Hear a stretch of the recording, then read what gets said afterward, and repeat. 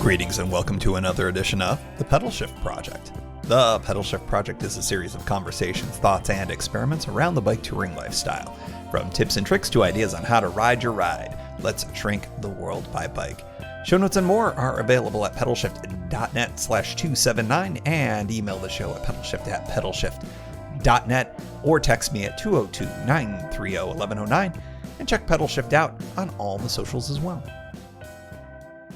Hello, everybody, and welcome to the 279th edition of the Pedal Shift Project. My name's Tim Mooney. Thanks so much for joining. On this edition, it's a twofer episode. Normally, I would split these things into two separate episodes, but hey, why not? Let's just load up the content here. On this edition, we're going to talk about the takeaways from my winter tour from Tampa to Disney World, and I am also going to preview the spring tour, which, well, that would be telling. You'll have to wait for the second half of the episode to find out where I am going. Let's start off with the takeaways from the Disney World tour, Tampa to Disney World. I think so much of it, I ended up focusing in on the Disney side of things, but, it really is important to remember that this was a full-fledged bicycle tour. It was, over 100 miles worth of cycling, and it was really reinforcing a few things about cycling in Central Florida. This is my third time that I've done a ride like this along a similar route, but it had, some interesting curveballs to it, which hopefully you got a chance to listen to over the last couple of episodes. I'm just going to kind of randomly throw out a whole bunch of different takeaways here in no particular order. The first one is I really have enjoyed beginning and ending tours at airports and train stations. For this particular tour, I began it at an airport. When I say begin and end, I mean, I'm literally like rolling into or rolling out of an airport or a train station. It feels like it's an extra bit of juice to the actual tour. And so I really, really enjoyed that. I got off a plane and I rolled right out of the airport. And that is something that I really hope to be able to do more. Yes, that's a teaser for the second half of the episodes. Next, folks, just don't lose your ID. It is not good.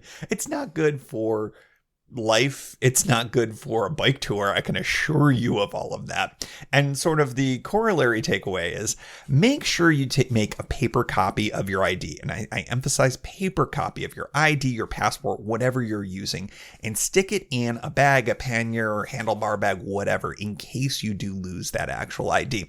I'm going to give the quick takeaway for all of this. As you heard, I lost my ID somewhere in Tampa, somewhere probably at the Tampa airport. And I thought that because I had a photo of my photo ID, that would be helpful. I had read someplace on the internets that they'll take that. Well, as it turns out, I'm here to tell you, TSA does not consider any photograph of any ID to be worth a damn. What they would take, however, or what would have made the process smoother, is actually a hard copy photocopy of the ID. That actually would have worked out for me. Also, prescriptions. Having a prescription with you would have done it. Now, I didn't have that with me, so that didn't help. The short version of the story is I ended up waiting for about 40 minutes at a desk with no person at it. And eventually a person came out there, an officer came and asked me a series of questions. Once he had confirmed that I had nothing he would take, he had to make a phone call to a very top secret place. And we basically played 20 questions, essentially, just to confirm my identity, where I lived, things along those lines. The type of questions are not unlike a credit check. But it was a really interesting process.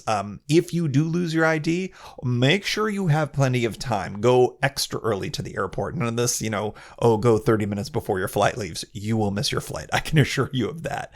But it did end up working out. I was able to get on the plane. I got a pat down that was a real pat down, shall we say, and I'll leave it at that. And got on my flight and everything was cool.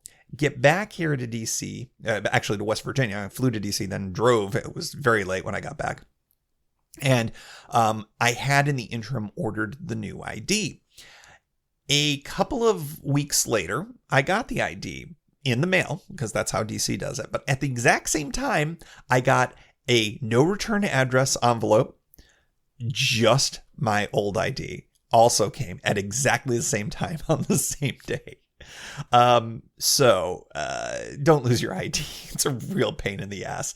But you better believe that I'm going to print out a copy of my ID and I'm going to stick it in a pannier, and I may even stick it into all sorts of different luggage that I have for other types of travel, because apparently the paper matters.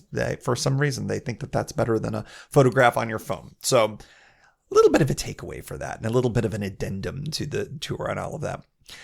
Another takeaway for this trip, don't underestimate sun exposure on a tour. As you heard in the day 3 ride, I had grand ambitions to do a lot more riding that day.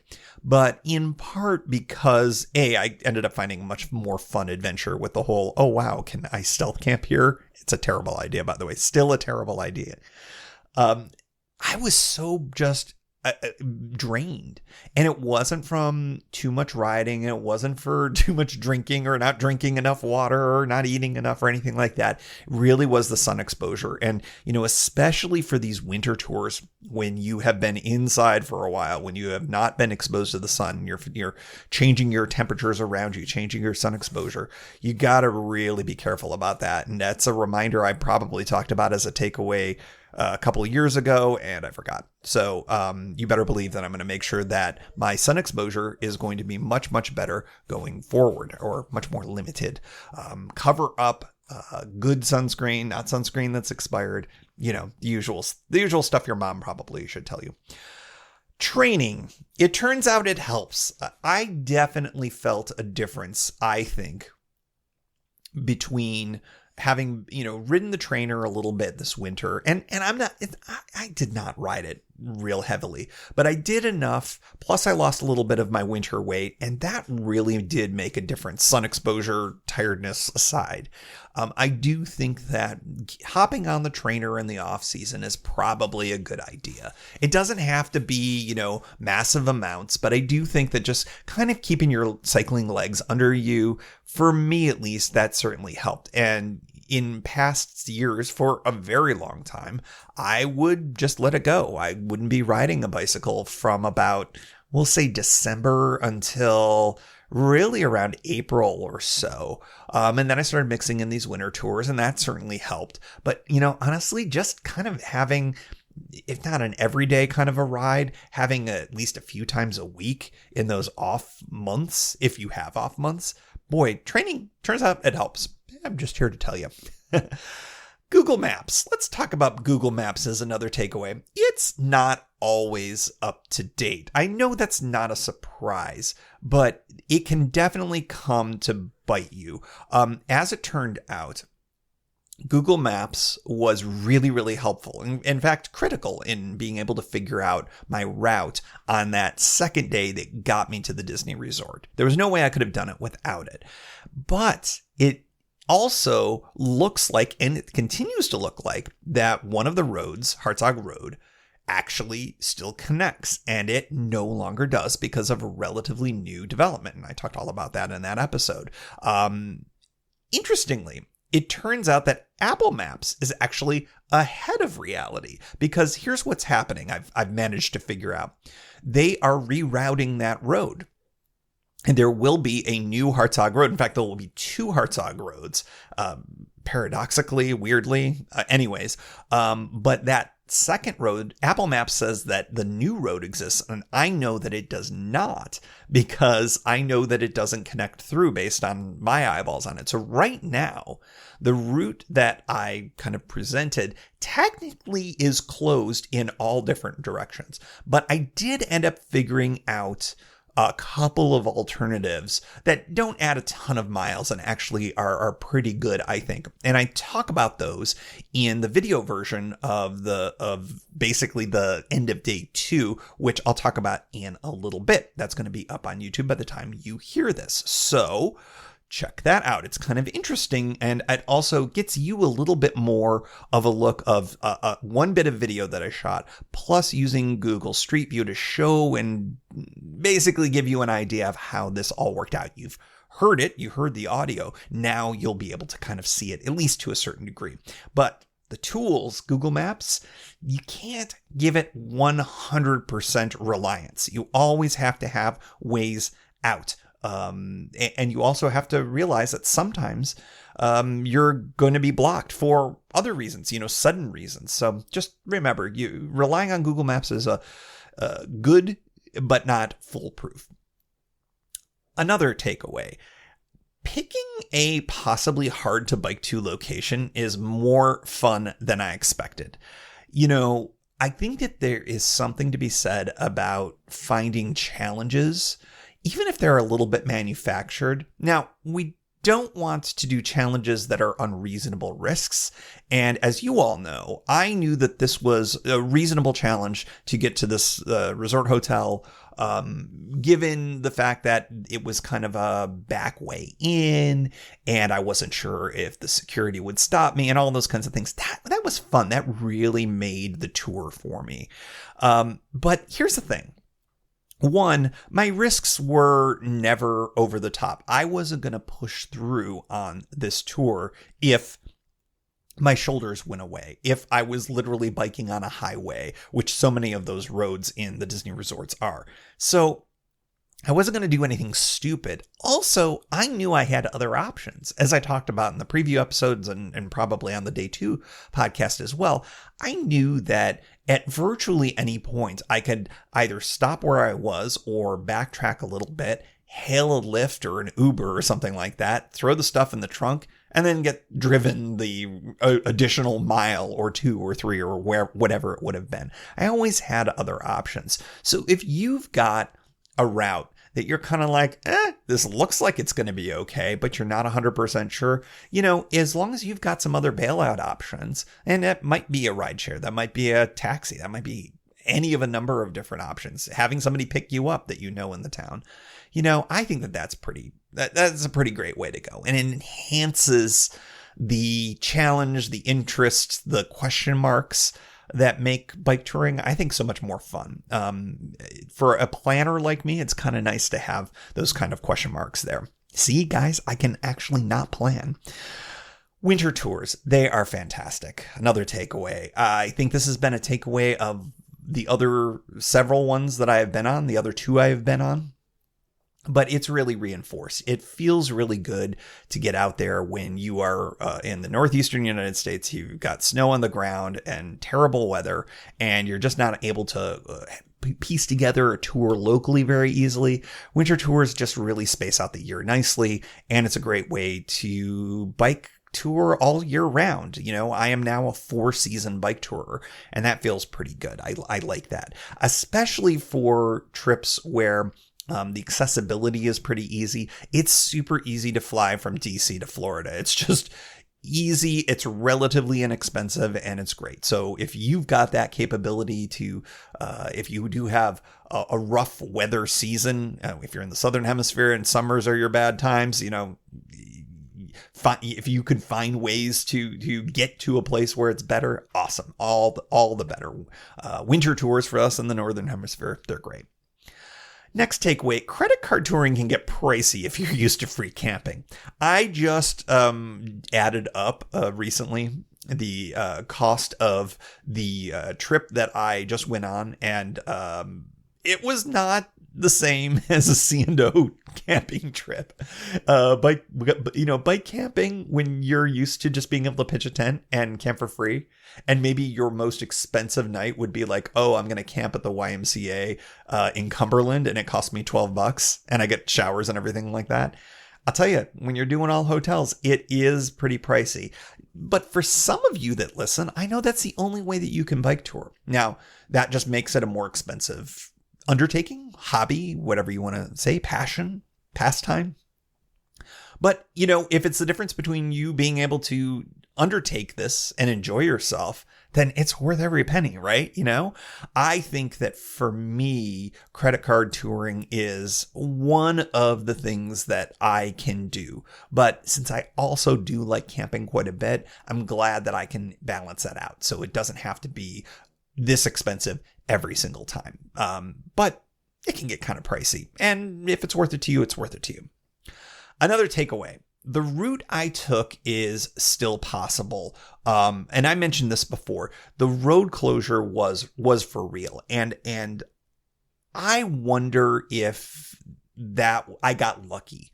That it happened to have been a day when the construction crews weren't there. If they had been there, I may not have been able to really get through there. I might have been blocked off or whatever, or gotten some static. That road closure is happening. It's reflected in Apple Maps, as I discussed before. There are two options that will be possible, and I mentioned that as well. I'll just briefly go into them. They both basically mean going further north on one of the roads that I was on. I believe it's Avalon Road. And there are two potential bailouts further up.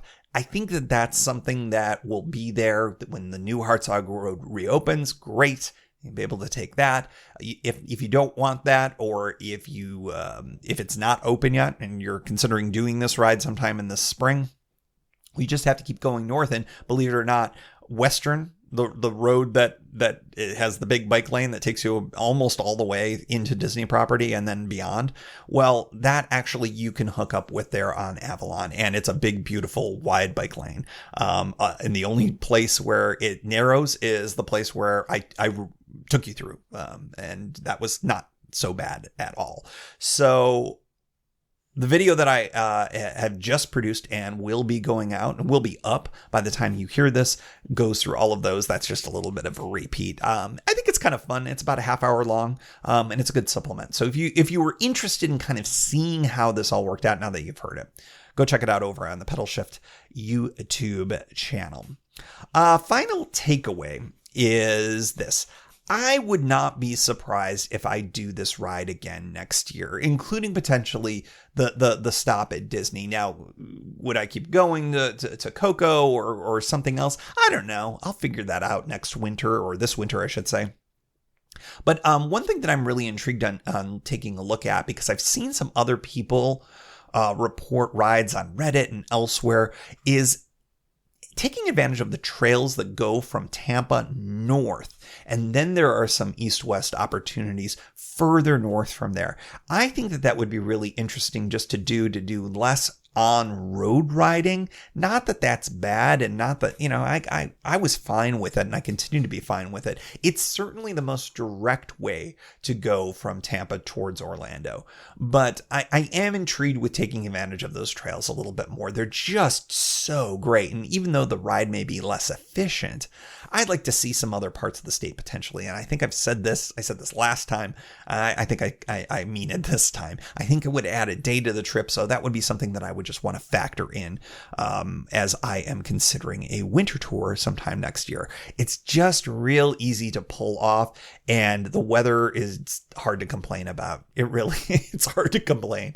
So if I do it next year, I think I'm going to try to mix it up a little bit, but hold me to it when I do the preview episode, will you? Anyways, that is the end of the Tampa to Disney World Tour 2022. And I thought it was pretty fun, pretty successful. And I'm excited to do it again and do it maybe in a little bit different way next year. So stay tuned for that. All right. As promised, this is a bit of a double episode. We just got done talking about the takeaways for the Tampa to Walt Disney World tour. Now let's talk about the spring tour preview. And drum roll. I have no drums. I don't have any drums. Here's the tour. We're going to do the missing link. Yes, I will be going to California, and I will be tackling a tour that I talked about. I actually have considered this tour for a while, but it was first considered in the modern version of the podcast all the way back in Pedal Shift number 273. Yes, 6 whole episodes ago. See, all those route scouting episodes, they mattered. I actually did pick one from it.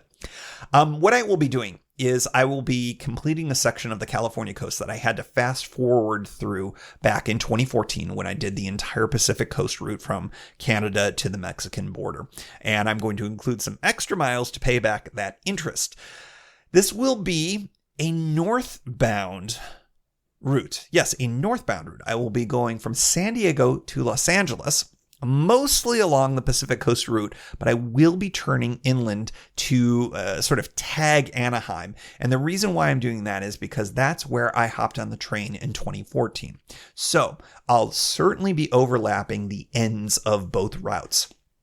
I will be riding the Brompton on this trip. I did consider flying out one of my larger bikes, and I ended up saying no to that just because for reasons. I had flight credits, as many of you probably have, from trips that were planned pre-pandemic that were expiring here as we are in the spring of 2022. And so I needed to split up my flying between a couple of different airlines. One of the airlines was Alaska Airlines, and Alaska would have been great. Would have been basically, I get a couple of free bags because I'm an MVP, blah, blah, blah, blah, blah. This is not an ad for Alaska Airlines. But basically, I can fly my full-size bike for free on Alaska Airlines.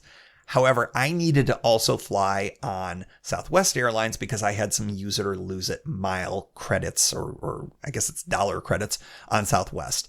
And so that would have cost me more money. And because we just learned in the takeaways in the last segment that credit card touring can be expensive, I decided that I'm going to take the Brompton. Again, we'll get back to the credit card touring thing. Actually, we'll just continue the theme on credit card touring.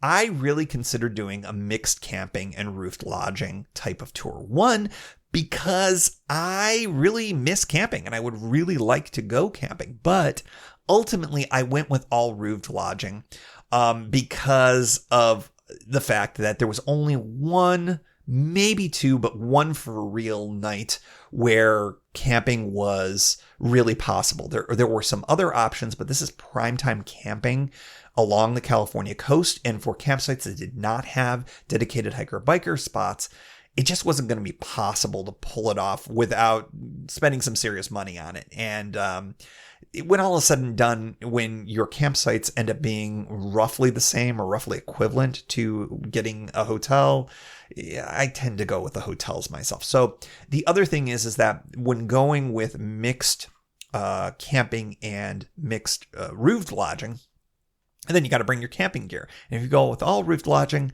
well, then you don't. And so that sort of made my mind up for me. I am definitely going to make up for all of this roofed lodging with some serious bike camping this year. In fact, I've already got the next tour, believe it or not, already kind of figured out. And it will be an all camping extravaganza. So don't you worry about that, you camping heads. I am really ready to go back into the tent for sure. And that's going to be happening the next tour. As I talked about in the last segment, I really like the idea of starting and ending tours directly from airports. And it turns out I'm going to be able to do that for this trip. I'll be flying into San Diego, San Diego's airport, and there is a fantastic bit of bike lanery. Is that a word? Bike lanery? There's a great bike lane. There's a great bike path that leads right out of the airport and is so fantastic. It goes right into the route pretty much that I need to go on. And it's safe and it's fantastic. And I'm really excited about that. I'm going to be riding the Pacific route, the ACA route for most of it. I'm rolling on my own in a few spots when I get further north, especially when I'm going to go inland into Anaheim. But I am going to end, and I'm going to be able to, I've got to confirm a few details on this, but it does look like that there is a totally viable, totally approved bike path that leads to LAX, Los Angeles International Airport, where I'll be flying out of. So that is super exciting. And of course, when you're riding on the Brompton, it's that much easier to basically just unclick a couple of bags, pull out the big duffel, and basically all is set from there. And, just kind of roll right back into the airport. I'm really excited to be able to do that. That's yet another reason why I got the Brompton a few years ago, was to be able to do trips like this. So super excited to be able to pull that off. I am hoping to do a few things having to do with my 2014 tour, not the least of which, of course, is to complete that little teeny tiny segment that I was missing, hence the missing link. But one of the things that I did in 2014 that I still look back very fondly on was what I called the Fish Taco Challenge. What did I do? I made this thing up where basically I just ate a lot of fish tacos because I like fish tacos. And I ended up saying, okay, which town in California is going to win the Fish Taco Challenge? And it ended up being LA. Memory serves. I'll have to go back and check. There were some great fish tacos all along there, and I'm looking forward to eating my weight in them, or maybe not that many, but at least eating a few. So that will be a part of it. Will your coastal California town win? Only time will tell. I don't know. We'll find out. I'm going to eat fish tacos. I'm going to be riding lights, as I mentioned, and layered. Just taking a look ahead and just kind of knowing what Southern California weather is this time of year. What you end up with, especially on the coast, is you end up with fairly cool mornings, probably in the very low 50s, maybe a little touch of fog perhaps. And the daytime highs are very unlikely to get much past the low 70s, maybe the mid 70s, potentially, we'll call the mid 70s probably as we get closer to Anaheim. And we go inland that little bit. But then I'm going to cut back out to the coast as quickly as I can and go through some of those great beach towns in LA before I end up in El Segundo, and I guess that's Inglewood as well, which is it's sort of like right on the border there for where I'll be wrapping up my tour with the final night near LAX. So I think that'll be kind of fun.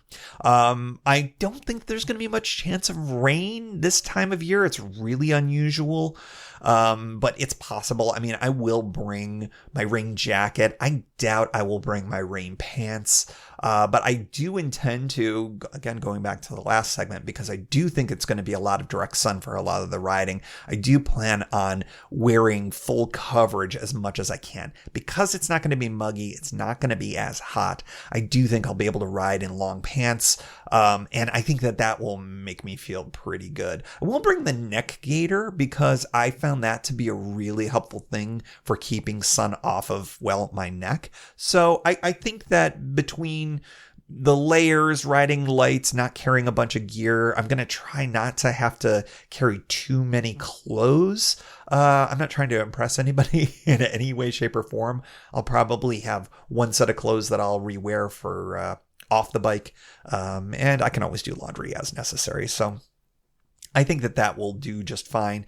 And I did notice that the last ride in Florida, it's going to be a very similar setup, that I was a little tight with the amount of stuff that I brought. So I am going to reconsider what I bring. I may not bring 2 pairs of shoes, for instance. I may just go with one. So we'll figure that all out. And of course, I'll make sure to go over that a little bit in at least the first episode and perhaps more, just to give you a sense of the type of gear that I'm bringing. I will be, as I mentioned, going with a similar setup with the Brompton. We'll have the Ortley back roller, which will go on the front, and we will go with, I think, again, the same event dry bag, which will go on the back, just to have a little bit of extra capacity.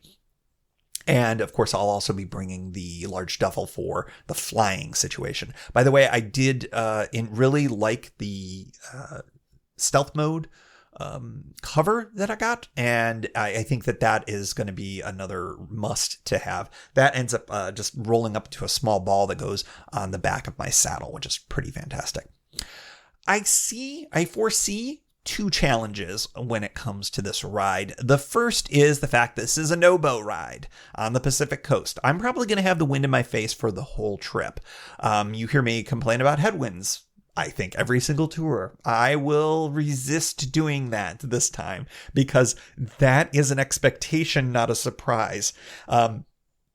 Will it end up creating challenges? I think so. I mean, I think it's going to be harder to ride in that direction for the most part. And on the final day of my riding, I'm going to be doing about 50 miles, but it's not all going to be purely northbound. There's going to be a lot of east-west riding. East-west riding? East to west, and then west to east. So it'll be just interesting to see, but I do think that it'll be a bit of a challenge. And, it's just all about energy conservation. And, I will not have panniers to the side. My profile will actually be relatively streamlined just because I'll be riding the Brompton. So we'll see how it goes. But it'll certainly be an energetics challenge, I think, having a wind in my face like that. There's a reason why we ride southbound on the Pacific coast, because that little bit of extra wind is helpful and that little bit of extra wind in your face is not. So we'll see how that goes. The second challenge is going to be on the second day of the ride, and that is Marine Base Pendleton. That is the reason why this ride exists. It's the reason why in 2014 I had to bypass it. As I talked about in episode, 273, you can ride the 5.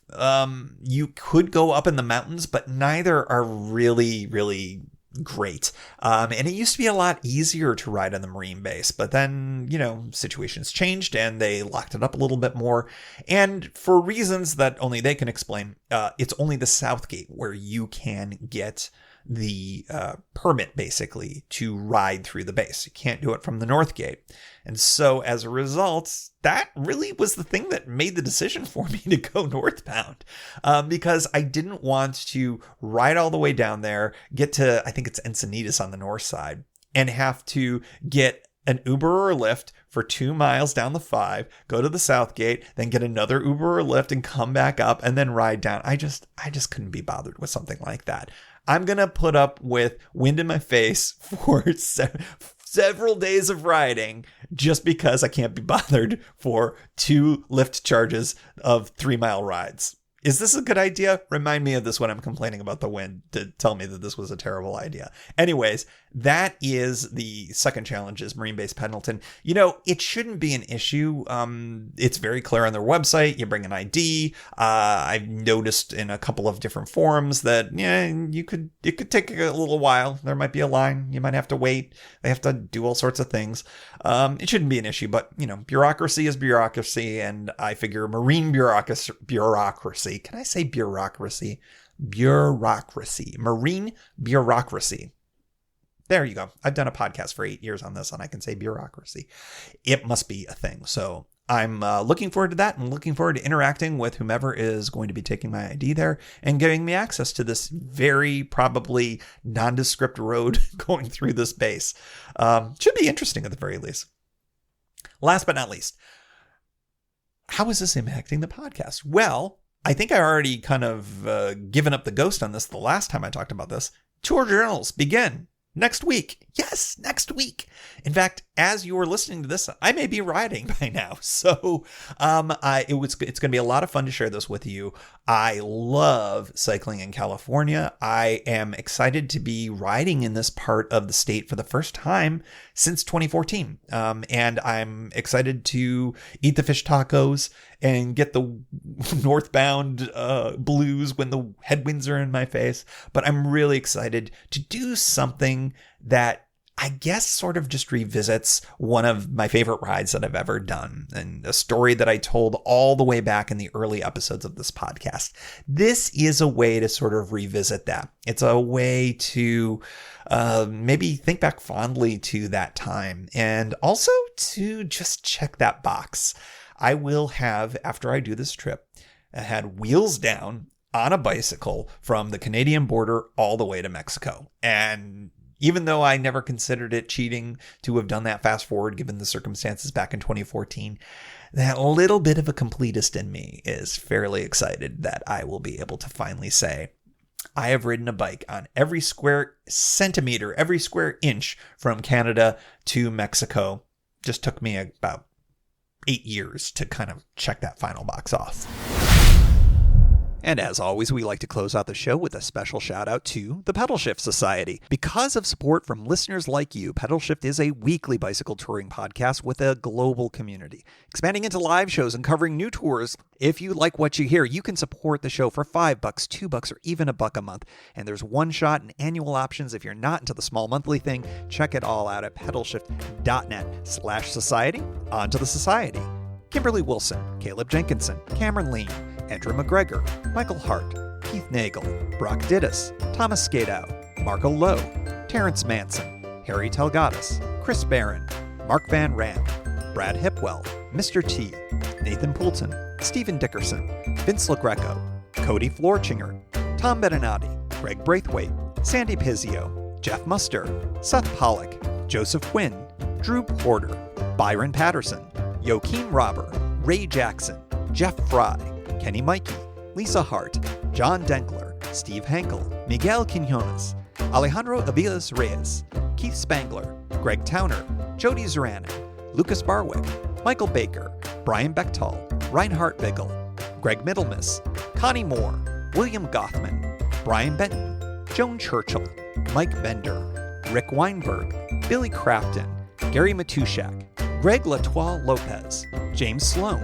Jonathan Dillard, John Funk, Ronald Paroli, Dave Roll, Brian Hafner, Misha LeBon, Ari Messenger, David Kropke, Todd Grossbeck, Wally Estrella, Sue Reinert, John Lico, Stephen Granada, Philip Mueller, Robert Lackey, Dominic Carroll, Jackie McCullough, John Hickman, Carl Presseau, David Neves, Patty Louise, Terry Fitzgerald, Peter Steinmetz, Timothy Fitzpatrick, Michael Azuski, Hank O'Donnell, David Zanoni, David Weil, Matthew Sponseller, Chad Reno, Spartan Dale, Carolyn Ferguson, Peggy Littlefield, Lauren Allensmith, Eric Burns, Thomas Pearl, Darren McKibben, Richard Stewart, Dave Fletcher, Jack Smith, Luke Parkinson, and new to the society, Ryan Patterson. And thanks also to all past and anonymous folks for helping make this show happen. Thank you for joining. You can find Pedal Shift at pedalshift.net for more great bicycle touring content. You can hear the Pedal Shift project through Apple Podcasts or your favorite podcast app. Opening music courtesy of Jason Kent off his self-titled album. The track is called America. Check out his band Sunfield's latest release, Mono Mono, wherever cool music is available.